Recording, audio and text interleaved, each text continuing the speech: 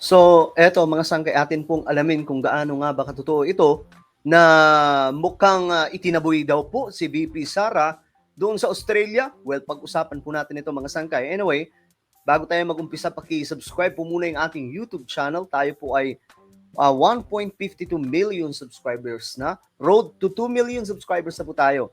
Kung ikaw ay hindi pa po nakakapag-subscribe, makikita nyo po yung subscribe button sa baba ng video na to. I-click nyo lamang po yung subscribe, i-click ang bell, at i-click nyo po yung all. Sa mga nanonood po sa Facebook, i-follow nyo po yung ating Facebook page. Okay. Ito mga sangkay, may balita kasi.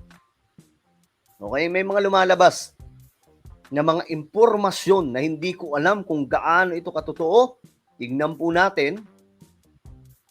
Si VP Sara daw po ay nadihado doon po sa Australia kasi nagkaroon po ito ng pagbisita po doon para po manawagan mga sangkay na palayain daw po, ibalik sa Pilipinas si Tatay Digong. Ngayon, ito mga sangkay yung kumalat. Filipino-Australians for Justice, Accountability, and Peace. Sara Duterte not welcome here. Let us gather at Parliament steps at 3 p.m. Then march to State Library for the program at 4 p.m. Sunday, June 22. So ito po mga sangkay, ewan ko kung gaano ito kadami. Pero parang natural naman po sa mga politiko mga sangkay, 'di ba, na mayroon pong may mga nagpoprotesta, may kumukontra mga sangkay. Pero ayun nga po, hindi daw po welcome sa Australia si VP Sara. Ngayon mga sangkay, nakita ko itong reaksyon. Ito, panoorin po natin. Isa pong kilalang vlogger, itong si BNK. At dito may isiniwalat po siya, mga sangkay, tungkol po kay VP Sara. Panoorin mo natin. Senator Amy at Buday nagpunta sa Australia. Ang bali-balita doon, mga kababayan, tinaboy daw sila. Tinaboy. Ito kaya. Bakit tinaboy, mga kababayan ko, ng mga youth organization ko? Okay, mga youth organization as usual, mga sangkay. Ang lagi naman pong kumukontra sa mga Duterte, yung mga youth organization. Kaya nga sabi po ng ibang mga political analyst, delikado yung mga Duterte kasi nga po baka pagdating ng araw, bigla na lamang po silang mawala po sa linya ng politika. Kasi nga po, umuusbong po yung lakas ngayon ng mga kabataan, no? Yung mga kabataan ngayon yung nagkakaisa mga sangkay at sila po, itong mga ito, talagang ayaw na ayaw po nila sa mga Duterte. Ewan ko, mga sangkay, kung bakit po ganun na lamang po ka-critical yung kanilang pagtuligsa sa mga Duterte. Ito matindi, mga kapatid. Ito matindi. Pero dito muna tayo, mga kababayan. Mga kapatid. Sinisita ngayon ang mga pag-alis-alis ni Buday sa bansa. At si Buday, si Sara ba? Tila ba mga kababayan, ang puna ng mga netizen ay pera ng taong bayan yan. Naku, ito si VP Sara po itong binabatikos mga sangkay.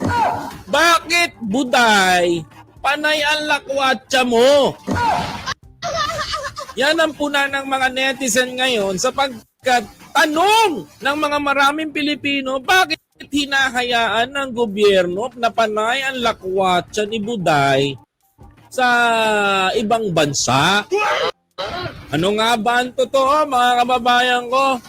Tara, panoorin natin tong balita na ito na nag-circulate sa loob ng social media. Yan.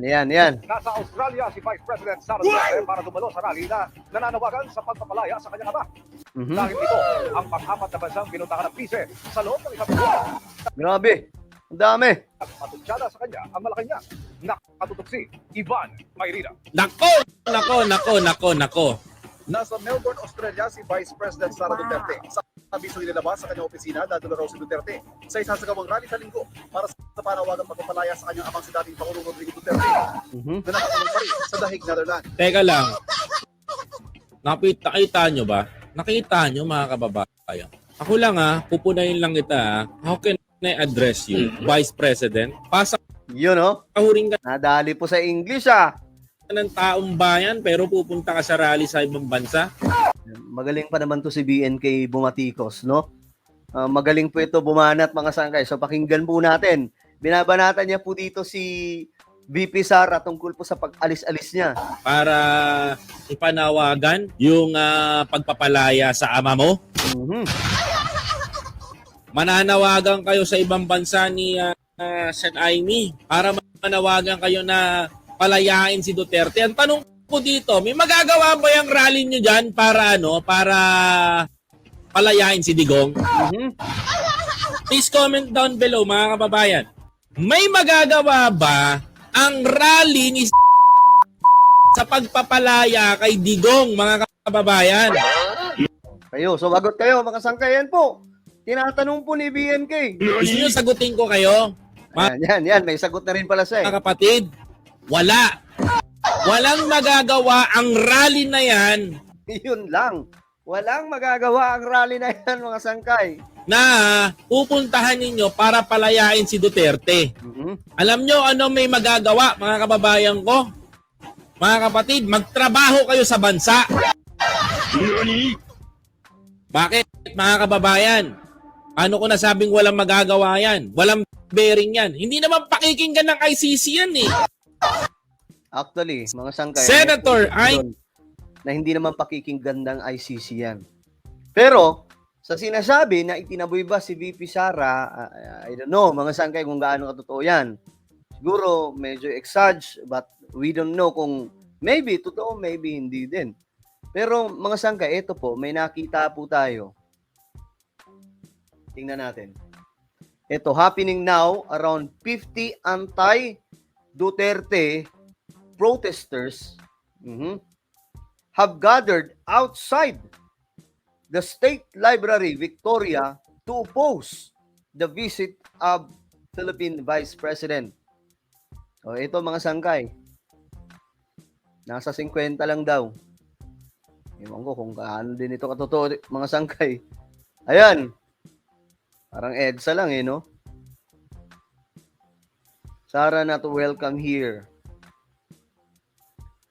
This is the US Marcos regime, ha? So, kontra din pala ito kay BBM. Kontra sa mga Duterte, kontra kay BBM. O, sige, bahala kayo sa buhay nyo.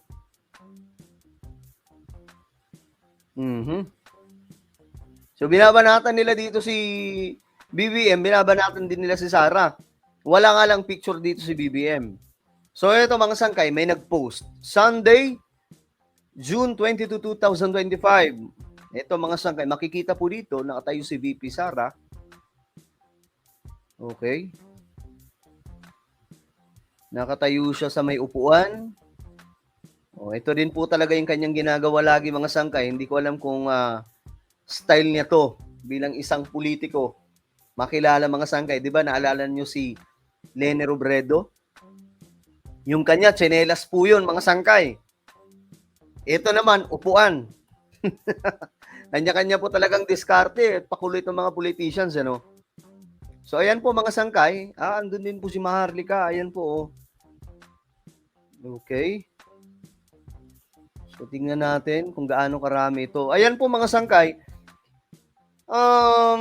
Masyadong yung picture. Hindi po natin makita talaga kung gaano karami.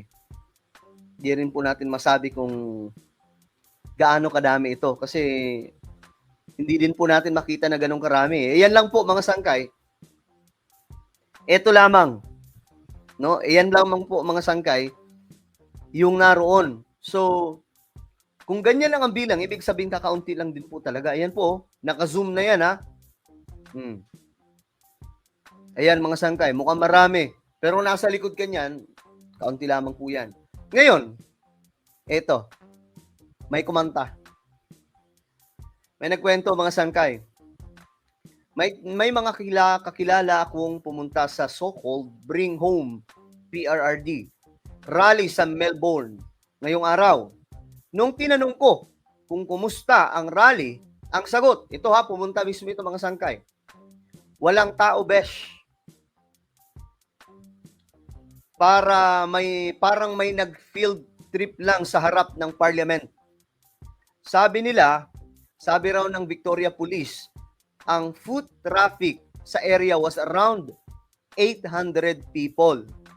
But take note, kasama na doon ang mga joggers, locals, dog walkers, at mga nandun lang na walang kamalay-malay na nandyan pala ang Vice President ng Pilipinas na nagsasalita ng paandar niya.